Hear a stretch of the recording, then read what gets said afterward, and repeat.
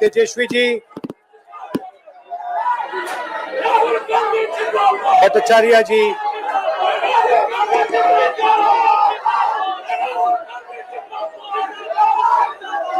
राजेश राम जी, मुकेश साहनी जी, अनिल जैन जी, शशि प्रताप प्रजापति जी और भाइयों और बहनों, आप सबका यहाँ बहुत बहुत स्वागत। आपसे माफी चाहता हूं कि इतनी गर्मी में आपको यहाँ बैठा दिया है। ये शामियाना भी बंद था बिल्कुल।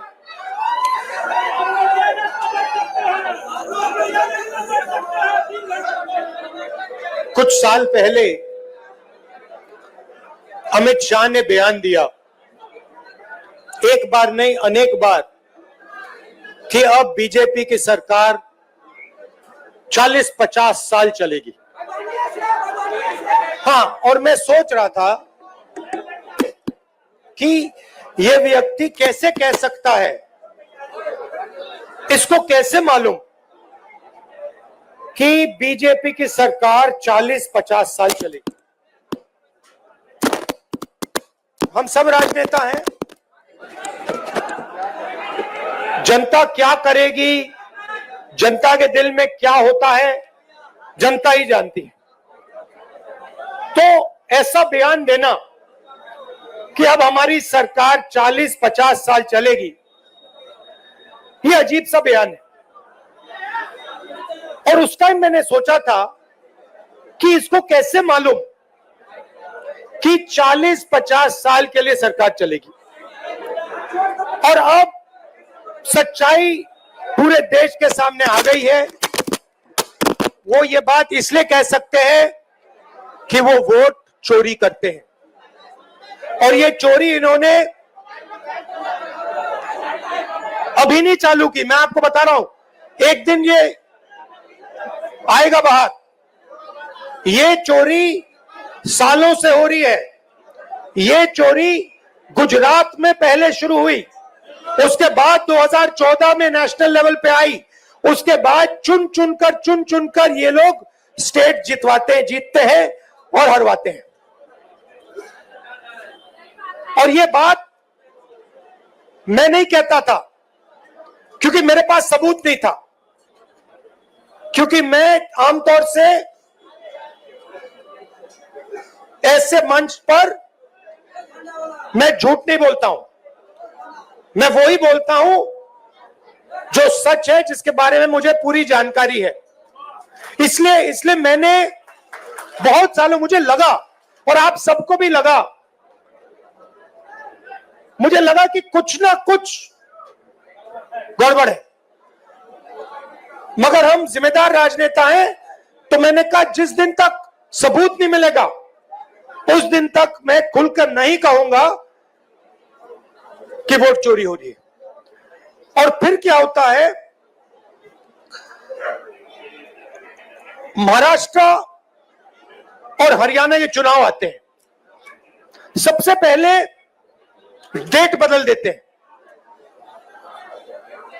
चुनाव की डेट बदल देते हैं। जो इलेक्शन कमीशन को चुनने का तरीका है, मैं मोदी जी के साथ बैठा हूं, मैं आपको बताता हूं चुनने का क्या तरीका है। चुनने का तरीका है, प्रधानमंत्री डिसाइड करता है इलेक्शन कमिश्नर कौन बनेगा। वहां पे विपक्ष के नेता को बैठा देते हैं, वो सीधा कहते हैं भैया हमें लग रहा है कि इस आदमी को बनना चाहिए, विपक्ष का नेता रोक नहीं सकता। फिर 2023 में, भैया शांत हो जाए, 2023 में बीजेपी ने एक नया कानून बनाया।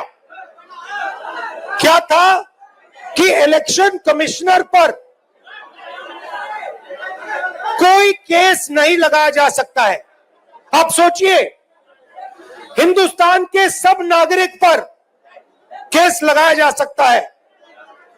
आप कुछ गलत करो, पुलिस आ जाएगी, एफआईआर हो जाएगा। 2023 तक इलेक्शन कमीशन और इलेक्शन कमिश्नर पर केस किया जा सकता था। 2023 में छुपे छुपे बीजेपी ने कानून बदला। नया कानून कहता है कि इलेक्शन कमिश्नर पर कोई जुडिशियल कार्रवाई नहीं की जा सकती, कोई केस नहीं लगाया जा सकता। अब आप पूछिए अपने आप से कि यह कानून क्यों बनाया गया? चोरी करवाने के लिए, कि ये लोग बिना डरे चोरी कर पाए। तो महाराष्ट्र में इन्होंने क्या गलती की, ये थोड़ा ज्यादा कर दिया। गलती से ये डरे हुए थे, तो इन्होंने कहा कि भैया महाराष्ट्र का चुनाव है, हरियाणा का चुनाव है, इसको जीतना है। इन्होंने चोरी थोड़ी ज्यादा कर दी, हमने पकड़ ली। जैसे अगर कोई आपके बटुए से 10 रुपए चोरी करे, शायद आपको पता ना लगे, मगर अगर एक दिन आपके बटुए में से 1000 रुपए गायब हो गए, तो आप कहोगे भैया ये तो किसी ने चोरी की है। यही हुआ हरियाणा में और महाराष्ट्र में। महाराष्ट्र में आप सुनिए, महाराष्ट्र में लोकसभा में हमारी पार्टी जीतती है, स्वीप करती है, ज्यादा से ज्यादा सीटें महाराष्ट्र में हमारा गठबंधन जीतता है।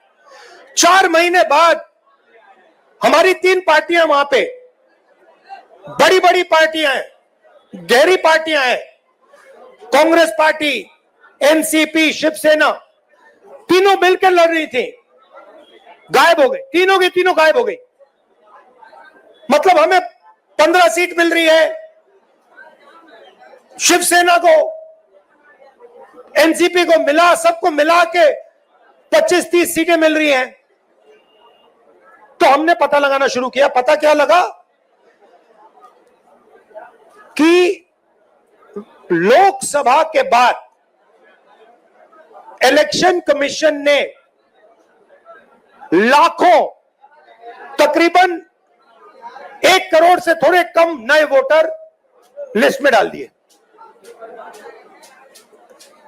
नए वोटर लिस्ट में डाल दिए, और जहां भी नए वोटर आए वहां पे बीजेपी जीती। हमारे वोट कम नहीं हुए।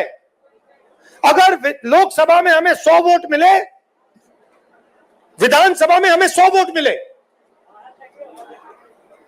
हमारे वोट कम नहीं होते, बीजेपी के बढ़ते हैं। कहां बढ़ते हैं? जहां नए वोटर आए। और हमने पूछा इलेक्शन कमीशन से कि भैया बताइए ये हैं कौन, ये कहां से आए, इनकी लिस्ट दीजिए हमें। इलेक्शन कमीशन कहता है नहीं देंगे। क्या कर लोगे? हम नहीं देंगे। उसके बाद हमने कहा देखिए वीडियोग्राफी का कानून है, आपने देखा होगा पोलिंग बूथ में वीडियो कैमरा लगे हुए हैं, देखा आपने?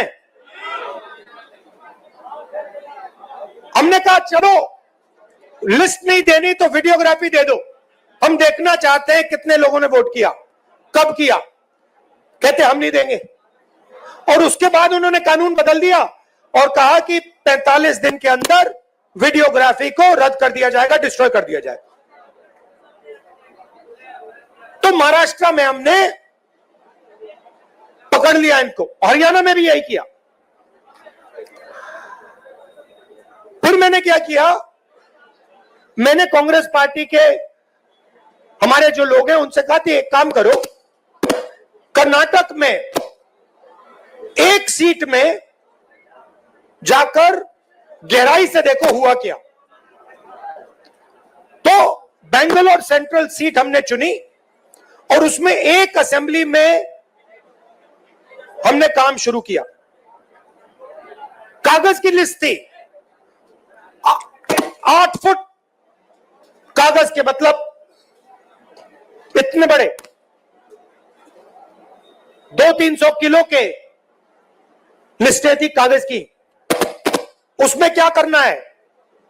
आपका नाम क्या है? हाँ आपका नाम? हाँ, उसमें क्या करना पड़ा हमें? मोहम्मद अख्तर जी का चेहरा लाखों दूसरे चैनलों से फोटोग्राफ को मिलाना पड़ा।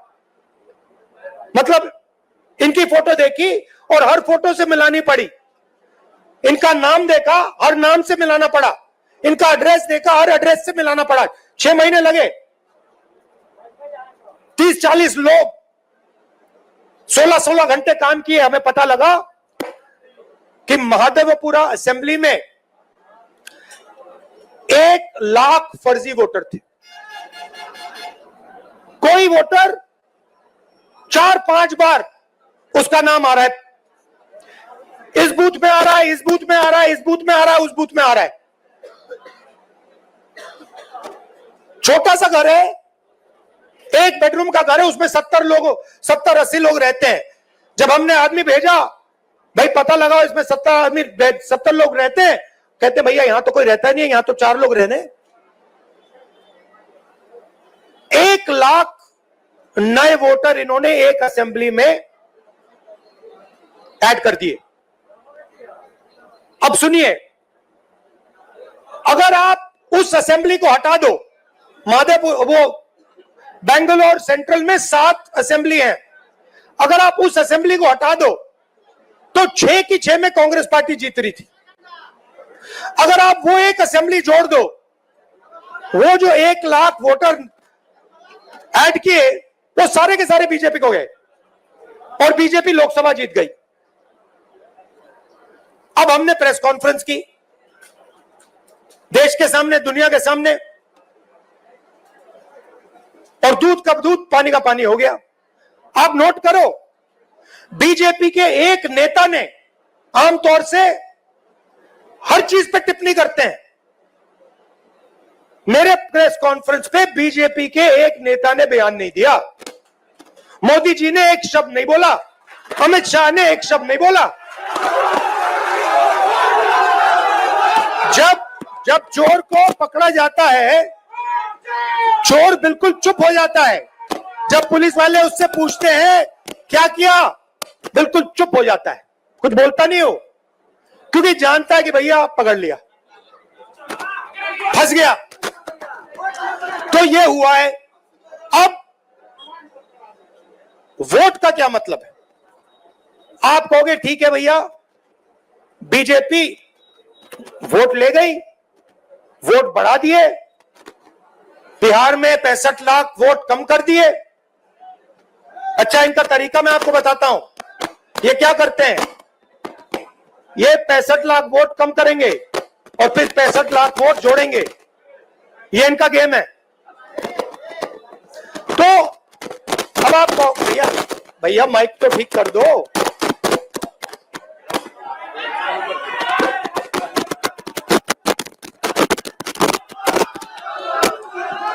Hello hello sir, just get ये भैया कह रहे हैं कि हिल रहा है इसलिए बाइक नहीं चल रहा। भैया ये बिहार की क्या हालत है कि मेज हिल रही है तो माइक नहीं चल रहा। तो अब आप कहोगे ठीक है भैया, इलेक्शन चोरी कर रहे हैं, तो क्या हुआ, मैं आपको बताता हूं। देखिए, इस संविधान में लिखा है कि हिंदुस्तान के हर नागरिक को 1 वोट मिलेगा। 2 नहीं मिलेंगे, 5 नहीं मिलेंगे, आधा नहीं मिलेगा, 1 मिलेगा। मतलब अगर दलित है, ईबीसी है, पिछड़े वर्ग के हैं, मुसलमान हैं, हिंदू हैं, जो भी हैं, 1 वोट मिलेगा, 2 नहीं, आधा नहीं। अंबानी जी का जो बेटा है उसे उतने ही वोट मिलते हैं जितने देश के सबसे गरीब बच्चे को मिलते हैं, 1। और वोट को सबसे ज्यादा किसको जरूरत होती है? आप क्या सोचते हो, अंबानी जी को वोट की जरूरत है? कोई फर्क पड़ता है उनको? वोट डाले ना डाले कुछ फर्क नहीं पड़ता। बैंक के दरवाजे उनके लिए खुले हैं, कर्जा माफ उनका खटाखट होता रहता है। उनका बच्चा कहता है भैया मुझे बिजनेस करना है, 2 मिनट में बिजनेस कर सकता है। वोट किसको चाहिए? वोट हिंदुस्तान के गरीब लोगों को चाहिए, क्योंकि इसके बिना आपके कोई अधिकार नहीं है। आजादी से पहले जब आपके पास वोट नहीं था, कोई अधिकार नहीं था। दलितों को कहा जाता था कि भैया आपको हम छुएंगे नहीं, आप यहां अपना चेहरा नहीं दिखा सकते। पिछड़ों को कहा जाता था कि भैया आपकी कोई जगह नहीं है,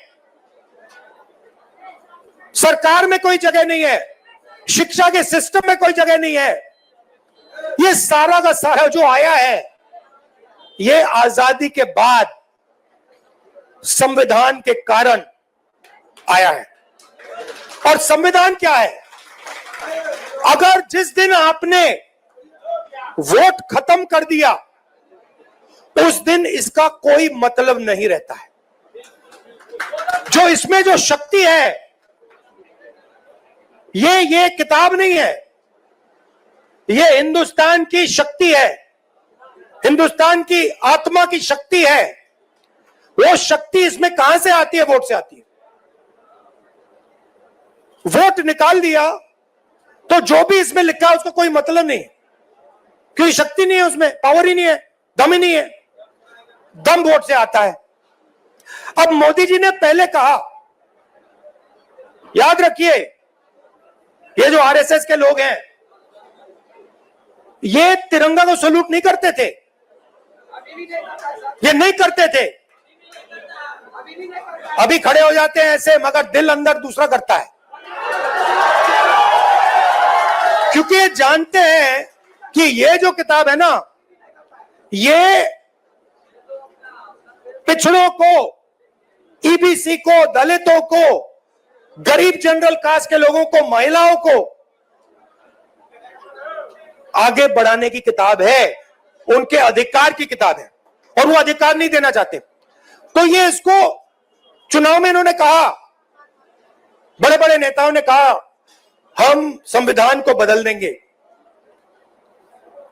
बदल देंगे, और हमने कहा ऐसे नहीं होगा, सपने मत देखो, संविधान को कोई शक्ति नहीं बदल सकती।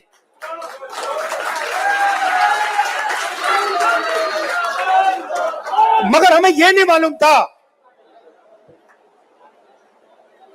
शक था मगर सबूत नहीं था कि ये इसको खत्म करने में लगे हुए हैं, क्योंकि ये वोट चोरी कर रहे हैं। तो हम आके यहां भाषण देंगे, मैं भाषण दे रहा हूं और मैं कहना चाहता हूं, जो तेजस्वी जी ने कहा, अंबेडकर जी का सपना, गांधी जी का सपना, कर्पूरी ठाकुर जी का सपना, उसको पूरा करना चाहते हैं। मगर अगर वोट नहीं है, उसको कोई मतलब नहीं है। हम यहां जितने भी भाषण करना चाहें, हम कुछ नहीं कर पाएंगे अगर वोट नहीं है। मैंने भाषणों में कहा, भैया 50% की जो दीवार है रिजर्वेशन की, उसको हम तोड़ देंगे, बिना वोट के नहीं तोड़ सकते, सवाल नहीं उठता। हम मतलब भाषण देते रह जाएंगे। अगर वोट चला जाएगा, आरएसएस का कंट्रोल हिंदुस्तान की संस्थाओं पर होगा, और जो प्रगति होनी चाहिए वो नहीं होने वाली। इसलिए हमने वोटर अधिकार यात्रा यहां शुरू की। आप क्या सोचते हो, एक बार आपका वोट चला गया, उसके बाद भैया राशन कार्ड जाएगा, उसके बाद आवास जाएगा, उसके बाद जमीन जाएगी। ये अंबानी आता, अदानी आता है और किसानों की जमीन ले जाता है। किसान लड़ कैसे पाते हैं? लड़ इसलिए पाते हैं क्योंकि ये है, क्योंकि किसान कहता, भैया अगर आपने हमारी जमीन ली तो देखना चुनाव में हम आपको दिखा देंगे। अगर ये चला गया तो किसान कुछ नहीं कर पाएगा, मजदूर कुछ नहीं कर पाएगा, सारा का सारा डर जो है चला जाएगा। मोदी जी आपको टीवी पे दिखते हैं, एक बार चोरी पूरी हो गई वो दिखेंगे भी नहीं, वो अंदर बैठ जाएंगे रेस कोर्स रोड के। वो अलग बात है कि थोड़ी देर बाद बैठना पड़ेगा उनको, क्योंकि इतना गुस्सा है जनता के दिल में। बिहार को देखो, यहां पे आप यात्रा में आओ, देखो क्या हो रहा है। मतलब लाखों लोग आ रहे कह रहे, बच्चा बच्चा कह रहा है वोट चोर वोट चोर वोट चोर। अच्छा, बच्चे को समझ आ गई बात। मेरे पास बच्चे आ रहे हैं, कान में कह रहे वोट चोर है, वोट चोर, मोदी वोट चोर है, और मीडिया वालों की बात समझ नहीं आ रही। अच्छा, इनसे पूछना, एक बात पूछना इनसे, अभी मीटिंग के बाद इनसे पूछना, भैया एक बात समझाइए, ये जो आपके एंकर हैं, ये जो आपके एडिटर हैं, इनमें ईबीसी ओबीसी दलित क्यों नहीं दिखाई देते? ये जो बड़े बड़े रिपोर्टर हैं, ये करते हैं, टॉक शो करते हैं, डिबेट करते हैं, इनसे पूछिए भैया 90% आबादी इसमें है क्यों नहीं? एक आपको ओबीसी नहीं मिलेगा, एक दलित नहीं मिलेगा, एक बैकवर्ड नहीं मिलेगा, नहीं मिलेगा, पूछ लो, एक नहीं मिलेगा। ये भैया आपकी आवाज नहीं है, ये बात याद रखिए, ये नरेंद्र मोदी की आवाज है, इनकी गलती नहीं है बेचारों की। देखिए, इनको सैलरी लेनी है, इनको बच्चों को स्कूल भेजना, इनकी गलती नहीं है, इनके मालिकों की बात कर रहा हूं, इनकी मजबूरी है बेचारों की, है ना। तो देखिए, मैं आपको बताता हूं, मुझ में अजीब सी बात है, जब मैं छोटा सा था तब से, जब मैं मन बना लेता हूं ना कि ये करना है, बस गया काम, वो होगा। और मैं बता रहा हूं, मैं मतलब आधा काम नहीं करता हूं। मैंने कहा था कि जमीन अधिग्रहण बिल होगा, आधी कांग्रेस पार्टी खिलाफ खड़ी हो गई थी, मैंने कहा भैया आप करो जो करना है, ये होगा, मैंने करवा दिया। तो मेरा कहना है, एक बात आप लोग समझ लीजिए कि 90% जो लोग हैं, तकरीबन 50% बैकवर्ड कास्ट में आते हैं, उसमें ईबीसी है, ओबीसी है, तकरीबन 15% दलित हैं, उसमें महादलित भी हैं, तकरीबन 15% माइनॉरिटीज हैं।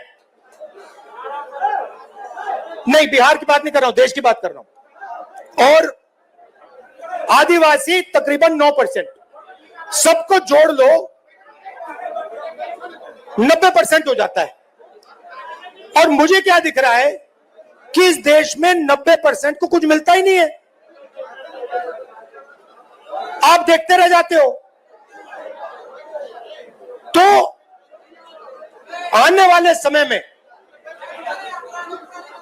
जो 90% है, उसको राजनीति में, हिंदुस्तान के इंस्टीट्यूशंस में, सारी जगह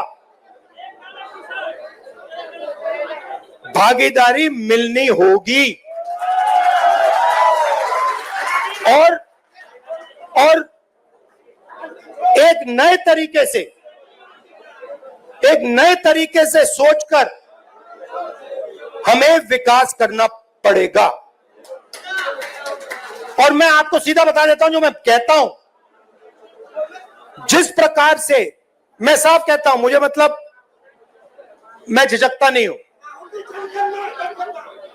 जाति जनगणना, हाँ, जाति जनगणना तो फाउंडेशन है उसका।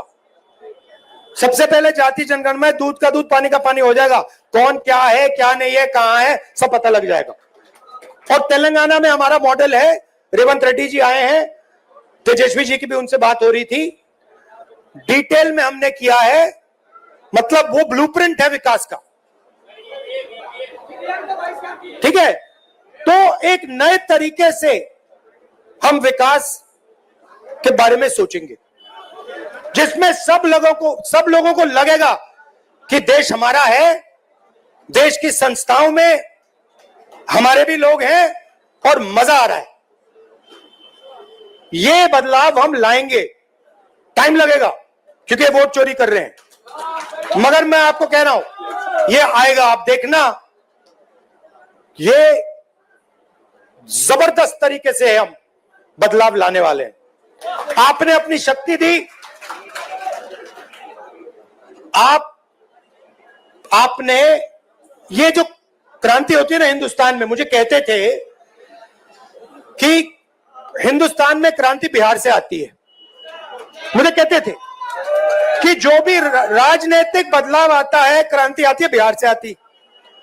और मैं सोचता था हां, गांधी जी चंपारण आए थे, बिहार में क्रांति होती है, मगर कैसे होती है?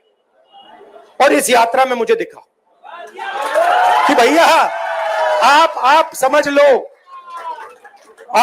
लो कि यहां पे जो आपने किया है ना, ये जो नारा दिया है वोट चोर वोट चोर, ये आपने बिहार से पूरे देश में फैला दिया है। पूरे देश में फैला दिया आपने। अब मोदी जी भाषण देंगे और वहां पे उनके सामने छोटे छोटे बच्चे कहेंगे वोट चोर वोट चोर वोट चोर। लग गया ठप्पा। तो मैं आपका धन्यवाद करना चाहता हूं, और जिन्होंने रास्ता दिखाया, किसने? कर्पूरी ठाकुर जी ने, मंडल जी ने, अंबेडकर जी ने, गांधी जी ने, जिन्होंने हमें रास्ता दिखाया, उनका मैं दिल से धन्यवाद करता हूं। नमस्कार, जय हिंद।